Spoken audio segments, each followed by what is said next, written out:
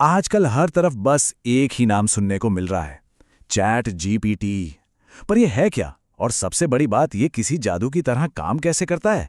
चलिए आज इसी के पीछे का राज जानते हैं, वो भी बिल्कुल आसान भाषा में। तो सबसे बड़ा सवाल यही उठता है कि आखिर चैट जीपीटी काम कैसे करता है। ये कोई मामूली सा चैटबॉट तो है नहीं।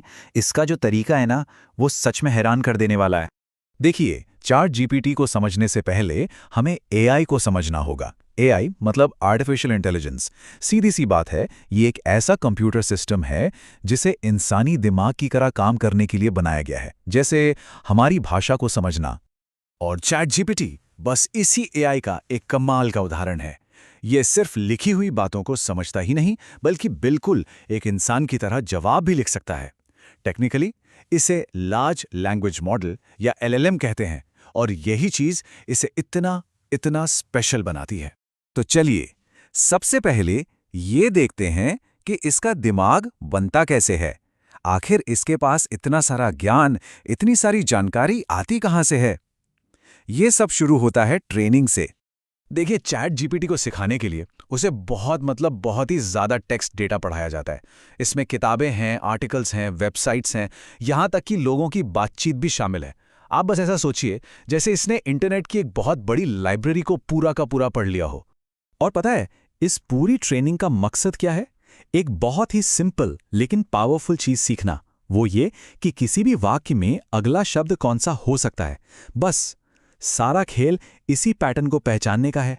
ठीक है, तो ट्रेनिंग वाला पार्ट तो समझ आ गया, लेकिन जब हम इससे कोई सवाल पूछते हैं तब असल में होता क्या है? आइए अब एक सवाल के पूरे सफर को समझते हैं।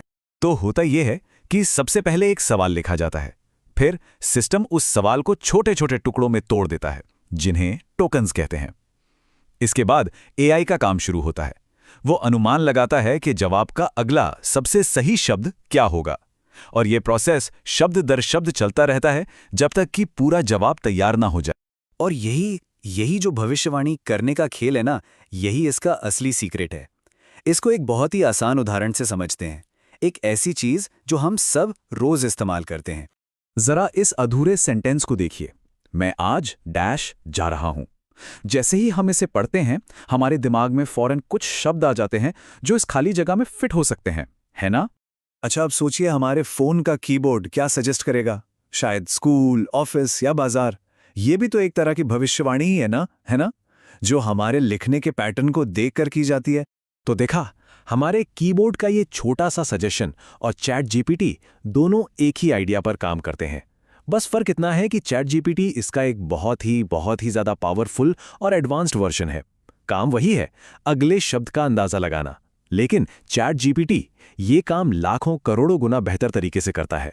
चलिए, अब ये तो समझ आ गया कि ये काम कैसे करता है, पर कुछ बहुत जरूरी बातें हैं जो हमें इसके बारे में पता होनी चाहिए। आप इन्हें इसके इस्तेमाल के नियम भी कह सकते हैं। सबसे पहली और सबसे जरूरी बात, चैट जीपीटी सोचता नहीं है, ये बस सीखे हुए पैटर्न को फॉलो करता है। दूसरी बात, ये भविष्य नहीं बता सकता। और तीसरी, इसकी सारी जानकारी पुरानी है, मतलब इसे हाल फिलहाल में हुई घटनाओं के बारे में कुछ नहीं पता होता। तो अगर इस पूरी कहानी को एक सिंपल फॉर्मूले में बांधना हो तो वो क्या होगा? वो होगा बहुत सारा डेटा प्लस उस पर हुई ट्रेनिंग प्लस अगले शब्द का अनुमान, और इन सब को मिलाकर बनता है ये एआई मॉडल। लेकिन यहाँ एक बहुत ही दिलचस्प सवाल खड़ा होता है। अगर चैट जीपीटी सिर्फ पैटर्न को ही फॉलो करता है, तो फिर वो इतनी क्रिएटिव चीजें जैसे नई कविताएं, कोड या कहानियां, ये सब कैसे बना लेता है? इसकी इस क्रिएटिविटी का राज क्या है? शायद इस सवाल का जवाब ही एआई की दुनिया का अगला सबसे बड़ा रहस्य है।